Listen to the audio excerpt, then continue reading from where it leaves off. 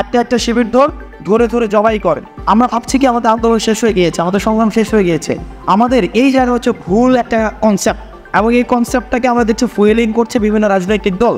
আপনাদেরকে জায়গায় দেখা যাবে কি, আমরা এই যে রাজনৈতিক দলগুলো মতের উঠে আমাদের দেখেন বিএনপি গত 16 বছর ধরে যেইভাবে আপনার ফেসিস গভর্নমেন্টের এগেনস্টে একটা প্রতিরোধ করেছে, সেটা তাৎপর্যপূর্ণ। নিশ্চয়ই এটা নিঃসন্দেহে এই ধরনের রেজিস্ট্যান্স অন্য কোনো রাজনৈতিক দল বিগত সময় দেখিয়েছে কিনা সেটা হচ্ছে আমাদের সার্চ করে দেখতে হবে। কিন্তু বিএনপি সেই জায়গায় নিঃসন্দেহে একই তাৎপর্যপূর্ণ ভূমিকা রেখেছে, জামাত তাৎপর্যপূর্ণ ভূমিকা রেখেছে।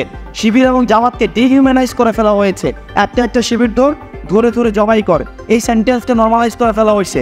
অর্থাৎ একটা ন্যূনতম হিউম্যান ডিগনিটি যে একটা মানুষের থাকা উচিত, শিবির করলে সেটাও থাকবে না, এটাকেও নর্মালাইজ করা ফেলা হয়েছে। তাহলে দেখেন বিভিন্ন রাজনৈতিক দলমতের উঠে এই আন্দোলনে কিন্তু সবাই নেমে আসছে। এখন এই আন্দোলন পরবর্তী সময়ে আমাদেরকে ভাগ করে ফেলা হয়েছে। এটা খুবই একটা ডিস্ট্রাকশনের সময় আমরা সবাই একসাথে চলে আসছিলাম, এখন কনস্ট্রাকশন যখন হবে তখন আমরা আলাদা করে ফেলা হয়েছে। যেমন 47 পরবর্তীতে এটা হয়েছে, 71 পরবর্তীতে এটা হয়েছে, 90 পরবর্তীতে এটা হয়েছে।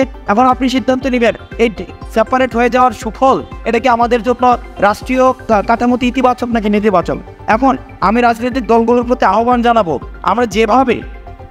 আমরা যেভাবে এই ফেসিস সংগ্রামকে হটানোর জন্য আপনারা 16 বছর ধরে যেভাবে অপ্রতিরোধ্যভাবে আপনারা সংগ্রামটা চালিয়ে গিয়েছেন, এবং যেটাকে আমরা বলি ক্লাইম্যাক্স পিরিয়ডে আমরা সবাই একসাথে হয়েছিলাম, ঠিক রাষ্ট্র পুনর্গঠনের জন্য আপনারা সবাই একসাথে হবেন।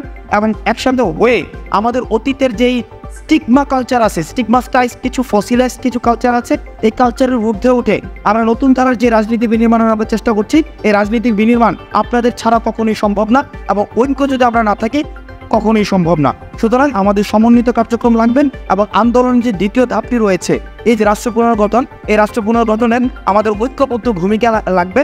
নচেত এই যে মামলা বাণিজ্য বলি বা আমরা এই যে এগুলো কিন্তু কম্পোনেন্টস, এগুলো ইনগ্রিডিয়েন্টস, এগুলো কিন্তু পুরো স্ট্রাকচারের কিছু জাস্ট উপসর্গ। এটা তার মানে কি মামলা বাণিজ্য বন্ধ করতে হলে পুরো রাজনৈতিক যে কাঠামো সেটার বিনির্মাণের প্রয়োজন। সেক্ষেত্রে বিদ্যমান যে রাজনৈতিক দলগুলো রয়েছে তাদের আমাদের সহায়তা প্রয়োজন, তাদের সহায়তা হইলে সেটা সমাধান